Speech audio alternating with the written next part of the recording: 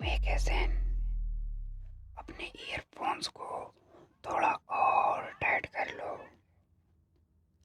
آس پاس کی لائٹس کو بند کر دو، کیونکہ جو تم سننے والے ہو وہ کوئی کہانی نہیں، ایک سچ ہے، ایک ایسا سچ جو انسانی دماغ کے سب سے اندھیرے کونے سے نکلا ہے۔ کیا تم نے کبھی سوچا ہے کہ جس ہاتھ کو پکڑ کر تم نے چلنا سیکھا، وہی ہاتھ ایک رات تمہاری گردن دبانے کے لیے تیار بیٹھا ہو؟ سنو، 14 اپریل سال 2008 امروہہ کا ایک چھوٹا سا گاؤں پون گیری، رات کے ٹھیک 2 بج رہے تھے۔ پورا گاؤں گہری نیند میں سویا تھا، سوائے ایک دماغ کے جو اس اندھیرے میں جاگ رہا تھا، ایک ایسا دماغ جس میں موت کا ایک بے حد خاموش اور بھیانک پلان پک رہا تھا۔ میں اس رات اس گھر کے آنگن میں ایک سائے کی طرح کھڑا ہوں، بالکل چپ چاپ۔ ہوا میں مٹی کی خوشبو ہے اور اس خوشبو کے بیچ ایک ایسی ٹھنڈک ہے جو ہڈیوں کو جمانے لگتی ہے۔ اس کمرے کے اندر ایک کلاڑی رکھی ہے، بالکل دھار دھار۔ دھیان سے سنو، اس کلاڑی پر ابھی خون نہیں ہے، لیکن اس کی دھار اس اندھیرے میں بھی چمک رہی ہے، بالکل شارپ کی طرح۔ گھر کے پچھلے حصے میں 7 لوگ سو رہے ہیں۔ انہیں نہیں پتا کہ ان کی سانسیں اب کچھ سمے کے لیے بچی ہیں، اور ان کا اپنا ہی کوئی ان کے بستر کے پاس ایک فرشتے کے روپ میں نہیں، موت کا کفن لے کر کھڑا ہے، بالکل شانت۔ سنو، چلو تھوڑا پیچھے چلتے ہیں، اس شام کو دیکھتے ہیں جو اس موت کی رات سے پہلے آئی تھی۔ شبنم ایک پڑھی لکھی لڑکی، ایم اے انگلش کیے تھی۔ گاؤں کے لوگ اسے عزت کی نظر سے دیکھتے تھے۔ اس کی آنکھوں میں ایک عجیب سا سکون دکھتا تھا، لیکن ان آنکھوں کے پیچھے ایک اندھا کنواں تھا جس میں صرف نفرت اور پاگل پن بھرا تھا، بہت زیادہ۔ اسی شام شبنم نے سب کے لیے چائے بنائی۔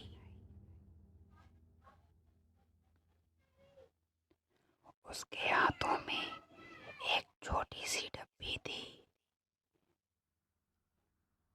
پینڈری، ایک ایسی دوا جو دماغ کو سن کر دیتی ہے۔ اس نے ایک ایک کر کے سارے کپ میں وہ زہر ملا دیا۔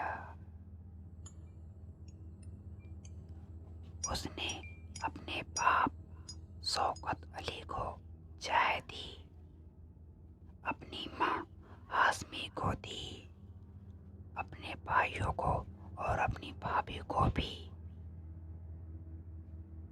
سب نے اس کے ہاتھ سے چائے پی، کیونکہ انہیں لگتا تھا ان کی بیٹی ان سے پیار کرتی ہے۔ کتنا آسان ہوتا ہے نا کسی کا بھروسہ توڑنا، جب وہ آپ پر آنکھوں کو موند کر یقین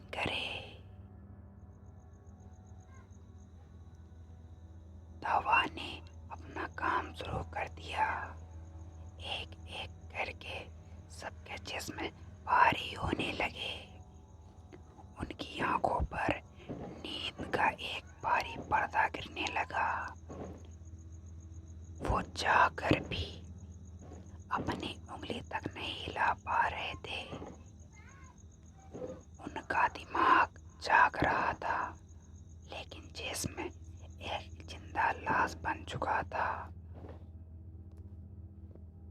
ठीक रात के 1 बजे शुरू होता है मौत का सिलसिला।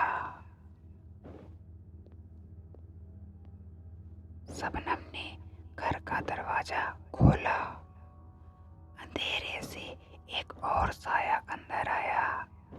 सलीम, सलीम, जिसके प्यार में शबनम इस हद तक अंधी थी कि उसे खून की नदियां भी छोटी लग रही थी।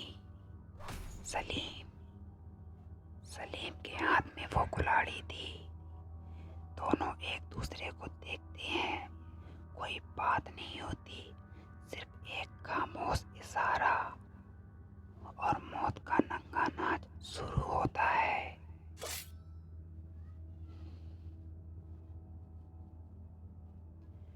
मैं उस कमरे के कोने में खड़ा हूँ जहाँ शौकत अली सो रहे हैं।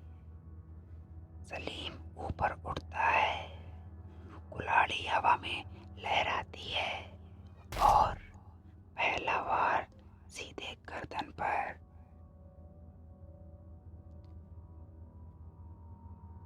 खून का एक गर्म फुहारा दीवार पर लगता है। शौकत अली चीखना चाहते हैं, लेकिन उनका जिस्म सुन्न है। उनके गले से सिर्फ एक ससराती हुई आवाज निकलती है, जैसे कोई सूखा पत्ता जमीन पर रगड़ रहा हो। शबनम वहाँ खड़ी है। वो अपनी माँ की तरफ देखती है, जिसके सामने उसके बाप का कत्ल हो रहा है। माँ की आंखों में आंसू है। वो अपनी बेटी से रहम की भीख मांग रही है अपनी आंखों से, लेकिन शबनम सलीम को रोकती नहीं, कुल्हाड़ी पकड़ाती है।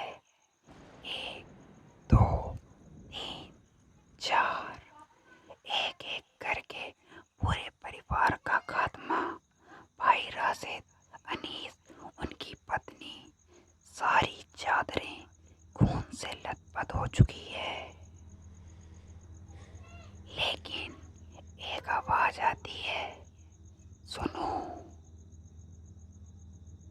एक छोटा सा बच्चा, अरशद, सिर्फ 10 महीने का, वो अपनी माँ के खून से गीले जिस्म के पास रोने लगता है।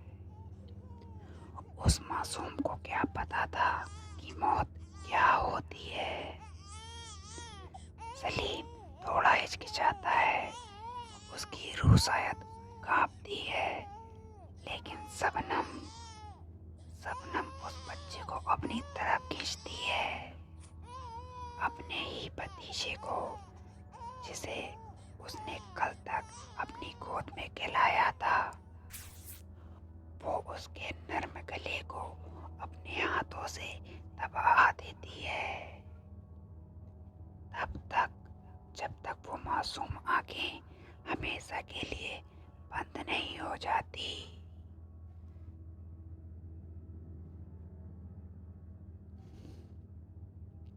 चारों तरफ सिर्फ खून की बू है।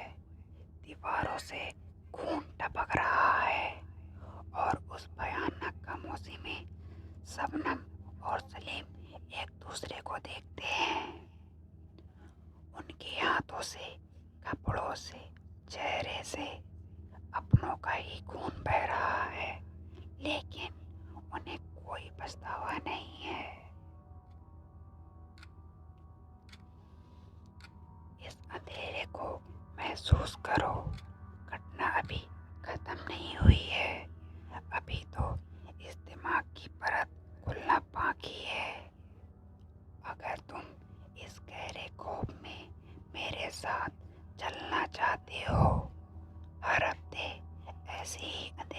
जादू का हिस्सा बनना चाहते हो तो इस खामोशी को अपना लो।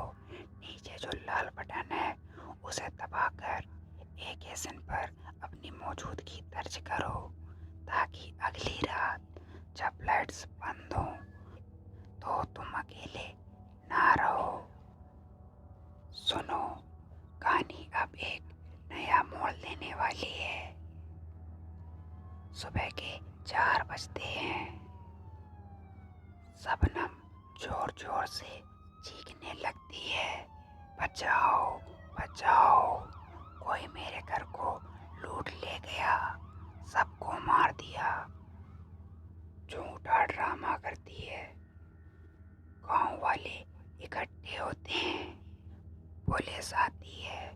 शबनम रोती है, चिल्लाती है, एक लाचार मासूम बेटी का नाटक करती है।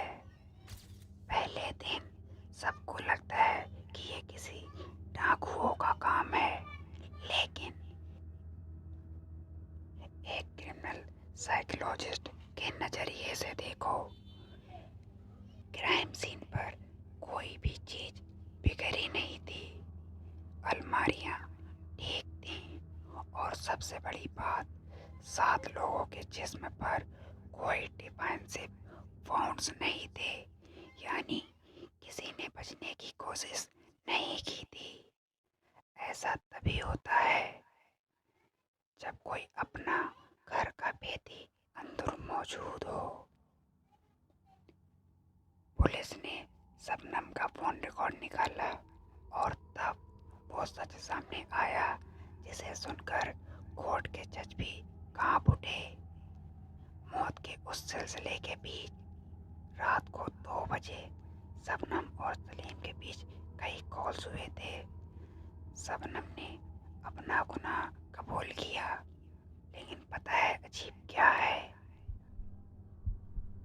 जेल में जाने के बाद दोनों एक दूसरे पर इल्जाम लगाने लगे।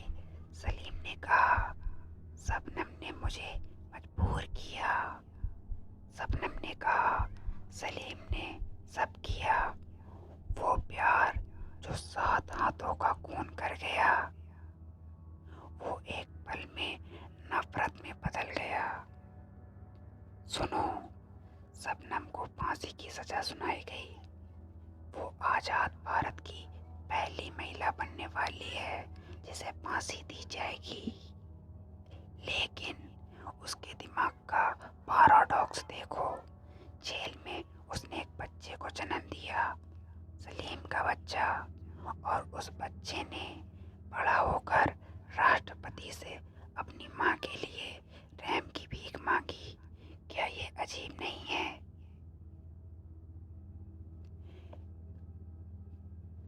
एक बेटा उस माँ की जिंदगी मांग रहा है जिसने एक दूसरे बेटे का गला घोट दिया था। पवन खेरी का वो घर आज भी वहाँ मौजूद है, लेकिन कोई वहाँ नहीं जाता। गांव वाले कहते हैं कि रात के ठीक 2 बजे उस आंगन से एक बच्चे की रोने की आवाज आती है और एक सरसराती हुई विस्पर जो कहती है, चाय पी लो। एक एसन पर आज की रात बस इतनी ही। अपने बिस्तर को देख लो, दरवाजा ठीक से बंद है ना? क्योंकि तुम्हारे पीछे कोई खड़ा हो सकता है। गुड नाइट, सो जाओ।